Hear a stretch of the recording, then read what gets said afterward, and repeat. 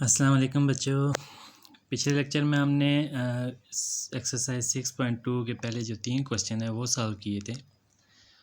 आज शुरू कर रहे हैं क्वेश्चन नंबर 4 से। हम क्वेश्चन नंबर 4 है सम द सीरीज़। ठीक है, 3 + 5 - 7 + 9 + 11 - 13 + 15 + 17 - 19 प्लस अप टू 3n। ठीक है, ये nth टर्म नहीं है, 3n है। तो यहाँ पे एक तो चीज़ गौर करने की है कि देखें 3 फिर +2 5, अब 5 में से -9 7 फिर प्लस, तो ये अर्थमेटिक सीरीज़ हमारी नहीं आ रही। ठीक है, दूसरी तरफ यहाँ पे देखें 3n आ रहा है, n आना चाहिए, 3n आ रहा है। तो इसको 3n को हम क्लोज़ करने के लिए n बनाने के लिए क्या करते हैं कि 3 टर्म्स को हम इकट्ठा कर लेते हैं। तो यहाँ भी देखें एक प्रॉपर शक्ल इसकी नहीं बन रही ना, तो पहले इसको हम वही कम करते हैं, इसका 3n को हम n में कन्वर्ट करेंगे। ठीक है, तो इसका क्या करते हैं हम 3 टर्म्स जो है ना उनको हमने एक टर्म की जगह पे ले लेना है। देखिए 3 + 5 और 7। ठीक है, तो इन तीनों को हमने क्या करना है, एक टर्म ले लेनी। फिर 9 11 13 इनको इकट्ठा कर लें, फिर 15 17 19 इनको इकट्ठा कर लें। तो अब यहाँ पे हमारे पास ये जो है ना ये एक टर्म बन गई है, फिर ये दूसरी टर्म, ये तीसरी टर्म। ठीक है, तो 3 टर्म को हमने जब एक में कन्वर्ट कर लिया तो फिर 3n की बजाय क्या होगा, 1n होगा। ठीक है, 1n। ठीक है, तो यहाँ से हमारी जो सीरीज़ है ना थोड़ी सी सिंप्लीफाई हो जाएगी कि n हमारे पास क्लियर आ जाएगा, 3n के बजाय n आ जाएगा। अब दूसरी चीज़ क्या करनी है, इन तीन को हमने इकट्ठा करके क्या किया कि ये एक टर्म है, तो फिर इसको आपस में प्लस माइनस कर लें जो भी हो रहा है। तो 3 + 5 8 - 7 1। नेक्स्ट 9 + 11 20 - 13 7। फिर 15 + 17 32 - 19 13 plus up to nth term. अब देखें ये यहाँ पे एक प्रॉपर हमारे पास अर्थमेटिक सीरीज़ बन गई है। देखें 1 + 6 + 6 यानी कि डिफरेंस हमारे पास कितना आ रहा है, 6। 7 - 1 6। तो a1 कितना हो गया 1, d कितना है 6 और n ही है। ठीक है, यानी कि n टर्म हमारे पास नहीं मालूम कि ये कितनी है, तो फिर n की जगह पे हम n को ही रहने देंगे। तो अब वही हमारे पास फार्मूला क्या है, s = n/2 × 2a1 + n - 1d। सो n/2 वैसे ही रहेगा। a हमारे पास कितना है 1, तो 2 × 1 2। ठीक है, अब d कितना है 6 है ना, तो 6 को n के साथ भी मल्टीप्लाई करा दें और -1 के साथ भी, तो 6 है -6 सॉरी। अब यहाँ पे n/2 वैसे ही रहेगा और ये देखिए -6 है +2 है तो ये -4 हो जाएगा। ठीक है, सो यहाँ से अब 2 कॉमन ले लें। ठीक है, n/2 वैसे ही रहा, इधर से 2 कॉमन लेंगे तो क्या आ जाएगा हमारे पास 3n - 2। अब इस 2 को इस 2 के साथ क्रॉस करवा दे तो n × n 3n - 2 ये हमारे पास सम आ जाएगा। अब चूंकि n हमें नहीं मालूम कितना है तो फिर हम इसको इसी शेप में रहने देंगे। ठीक है, अगर n जब मिल जाएगा तो यहाँ पे हम उसकी वैल्यू पुट कर देंगे।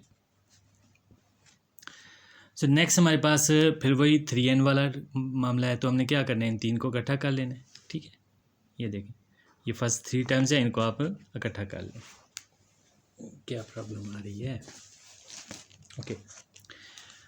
सो फर्स्ट 3 टर्म हमारे पास क्या है 1 + 4 - 7, तो इनको इकट्ठा करेंगे तो देखिए -7 + 5 है, ये 4 + 1 5 तो -2 आ जाएगा। फिर नेक्स्ट ये 3 टाइम्स है, इनको इकट्ठा कर लें। 13 + 10 23 - 16 तो 7 आ गया। फिर इन 3 टाइम्स को आपने इकट्ठा कर लेना है, तो ये हमारे पास +16 आ जाएगा अप टू n। ठीक है, देखें 3 को 1 कर लिया ना, तो फिर 3n के बजाय 1n आ जाएगा यहाँ पे।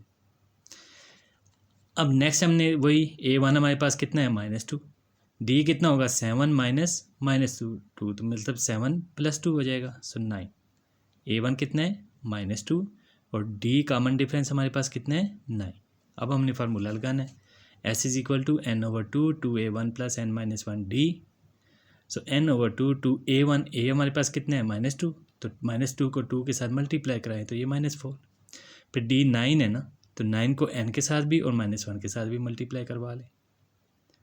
अब -9 एंड -4 -13। ठीक है, 9n वही रहेगा और ये -9 -4 -30।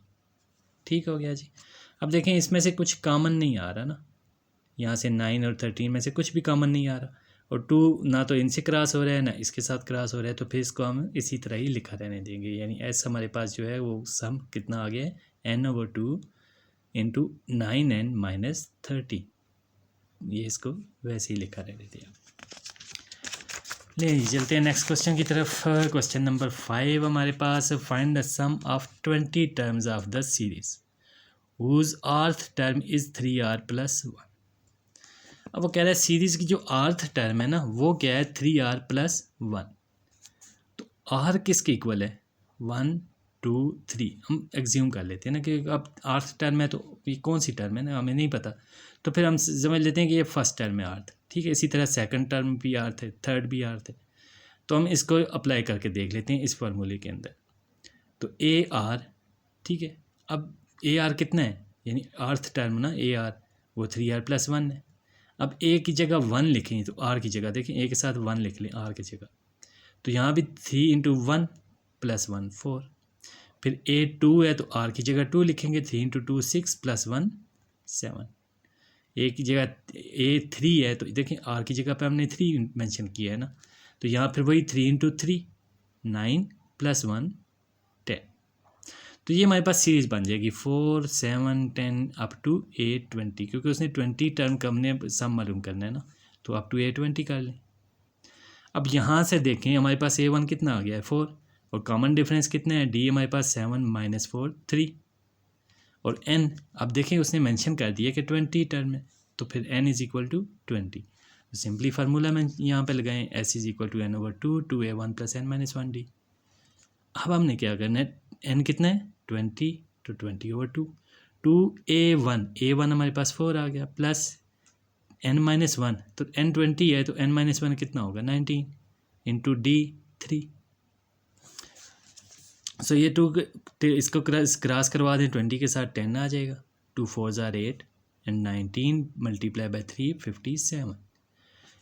57 + 8 कितना आ गया 65, और मल्टीप्लाई बाय 10 है तो ये 650 हमारे पास सम आ जाएगा यहाँ पे। ठीक है जी बच्चों, नहीं चलते हैं नेक्स्ट क्वेश्चन पे। क्वेश्चन नंबर 6 वो कह रहा है if Sn = n to n-1 then find the series. अब इस क्वेश्चन को उसने थोड़ा सा घुमा दी है, ठीक है। पहले हमें वो क्या कह रहा था कि सीरीज़ दी जाती थी, वो कह रहा था सम मालूम करें। अब सम उसने दे दिए और कह रहा है कि सीरीज़ मालूम करें। वो कह रहा है अगर nth टर्म तक का सम हम मालूम करें तो वो किसके इक्वल है, n × 2n-1। तो फिर n की जगह पे जितनी भी वैल्यूज़ होगी वो यहाँ पे n की जगह मेंशन करते जाएंगे, ठीक है। सो Sn है तो ये बन रहा है, देखिए फार्मूला। अब n की जगह अगर 1 रख लें तो फिर इधर भी n की जगह 1, यहाँ भी 2 × 1 2 ही रहेगा -1, तो 2 - 1 कितना हो गया 1, और 1 × 1 1। सो S1 कितना है 1। अब इसके बाद S2 मालूम करते हैं। अब देखें ये सीरीज़ नहीं है, अब यहाँ पे हमारे सम है, सम ऑफ n है, तो sum of n, sum of 1, sum of 2, sum of 3 यही निकलेंगे हमारे पास। तो यहाँ पे सबसे पहले हमने सम ही निकालने हैं, तो सम 1 तो मिल गया। अब देखें सम 2 को देखते हैं, ठीक है, S2 को, तो n की जगह पे 2 रखा है तो फिर यहाँ भी 2 आ जाएगा, और 2 × 2, ठीक है, 2 × 2 कितना होगा, n की जगह 2 है तो 2 × 2 4 -1, तो 4 - 1 3, 3 × 2 6, डन हो गया। नेक्स्ट मालूम करें S3 है, तो 3 × 2 करेंगे यहाँ पे, तो 3 2 = 6, ठीक है, -1 6 - 1 5 एंड 5 3 = 15। अब यहाँ पे हमारे पास देखें A1 कितना है S1। पहले देखते हैं S1 क्या होता है। S1 क्या होता है, पहली एक ही टर्म का हमने सम, मतलब एक जो टर्म है उसी का सम, तो वो तो वैसे ही होगी ना, A1 जितनी भी है वही S1 होगा, क्योंकि इसके साथ और तो कोई ऐड हो ही नहीं रहा, तो फिर A1 जो होगा वही S1 होगा, तो मतलब A1 S1 के इक्वल होता है 1। अब A2 कितना है, तो S2 को देखें, S2 कितना है 1, A1 + A2 ये S2 होगा ना, ठीक है। यानी पहली 2 टर्म्स का हमने सम किया है तो वह S2 हो जाएगा, 3 टर्म का करेंगे तो S3 हो जाएगा। तो सिंपली S2 में से S1 निकाल दें तो ये हमारे पास A2 आ जाएगी, ठीक। अब यहाँ पे थोड़ा सा इसको मैं कर देता हूँ। अब देखें S1 मतलब एक ही टर्म का हमने निकालना है, तो एक टर्म तो पहली A1 होती है। S2 मतलब 2 टर्म का करना है तो वो क्या होगा A1 + A2, यही होगा ना। तो अब यहाँ से A2 मालूम करनी है तो फिर क्या होगा S2 - A1, ठीक है।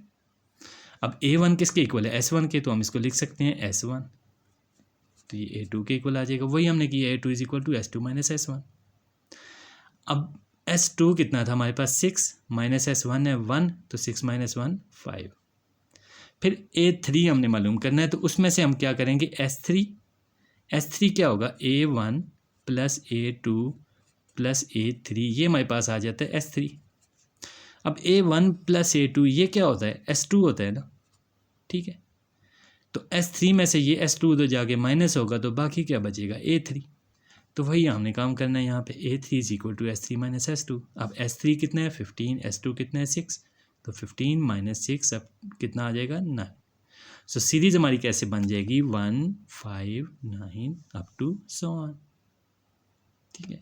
अब यहाँ पे देखें कॉमन डिफरेंस भी हमारा सेम आ रहा है, 9 माइनस 5 4, 5 माइनस 1 4, तो कॉमन डिफरेंस भी सेम आ रहा है और हमारी सीरीज़ ये बन रही है यहाँ पे, ठीक है। अप टू सो ऑन कर देंगे, जहाँ तक लेके जाना चाहिए। सो क्वेश्चन नंबर 7 है हमारे पास, the ratio of the sum of n terms of two series in AP is 3n plus 2 ratio n plus 1। Find the ratio of their 8th term. वो कह रहा है कि हमारे पास जो दो सीरीज़ हैं उनकी हमने nth टर्म का जब सम लिया है तो उनका जो रेशियो निकल रहा है, ठीक है, दोनों दो अलग अलग सीरीज़ हैं, तो उनकी जो nth टर्म है उनका हमने सम लेना है। इसकी भी nth का लेना है, फर्स्ट का भी और दूसरी का भी। तो पहली का सम आ रहा है SN प्लस 2 और दूसरी का सम आ रहा है N प्लस 1। ये रेशो बन रही है, मतलब सम नहीं आ रहा है, ये रेशो बन रही है, ठीक है। अब वो कह रहा है कि फाइंड करें, क्या करें, रेशो मालूम करें 8th टर्म की, यानी कि S8 पहली का भी और S8 दूसरे वाले का भी। तो ये हमने मालूम करना है।